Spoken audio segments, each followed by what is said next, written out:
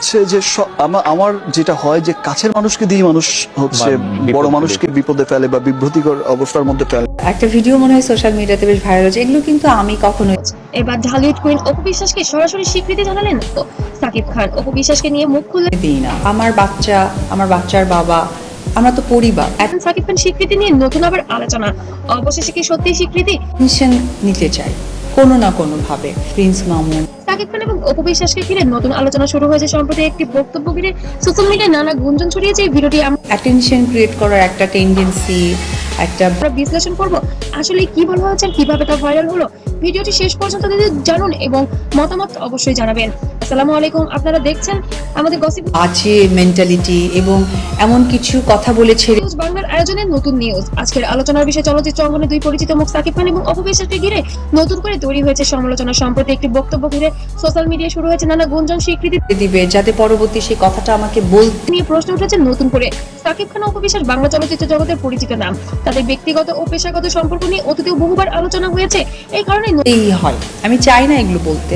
নতুন করে বক্তব্য বা ইঙ্গিত সামনে এলে তা দ্রুত যেন ভাইরাল হয়ে যায়। সম্প্রতি সোশ্যাল মিডিয়ায় একটি ভিডিও ক্লিপ ছড়িয়ে পড়েছে যেখানে দাবি করা হচ্ছে সাকিব খান নাকি অপু বিশ্বাসকে নিয়ে কিছু গুরুত্বপূর্ণ মন্তব্য করছেন। তবে এই ক্লিপে অপু বিশ্বাস এখনো সাকিবের বৈধ সত্যতা কি রয়েছে প্রশ্ন।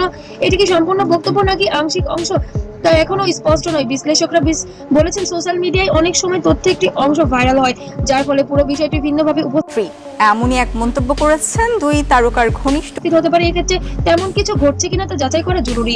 এই ঘটনার পর বক্তব্যদের নিয়ে যেন ভক্তদের মনে মিশ্র প্রতিক্রিয়া দেখা গিয়েছে। কেউ বলেছে এটা ইতিবাচক ইঙ্গিত, আবার কেউ বা মনে করছেন এটি শুধুই গুঞ্জন। এই মুহূর্তে কোনো আনুষ্ঠানিক নেতৃত্ব মামুনুজ্জামান মামুন, যিনি ঢাকাই চলচ্চিত্রের জনপ্রিয় এই জুটির বিয়ের সঙ্গে জড়িত ছিলেন। নিশ্চিত তথ্য পাওয়া যায়নি, তাই যে কোনো সিদ্ধান্ত পৌঁছানোর আগে নির্ভরযোগ্য সূত্র যাচাই করা গুরুত্বপূর্ণ। আর আপনার কি মনে হয় এই আলোচনার পেছনে কি সত্যি কিছু আছে নাকি এটি শুধু সোশ্যাল মিডিয়ার গুঞ্জন? তবে হ্যাঁ, যা ঘটে তা তো ঘটে। এই বাঙালি জাতি যা সন্দেহ করে তা কখনো ভুল হতে পারে না। যাই হয়েছে হয়েছে, আমি তার অস্বীকার করছি না আর অস্বীকার করতে পারবো না, because I love my Son.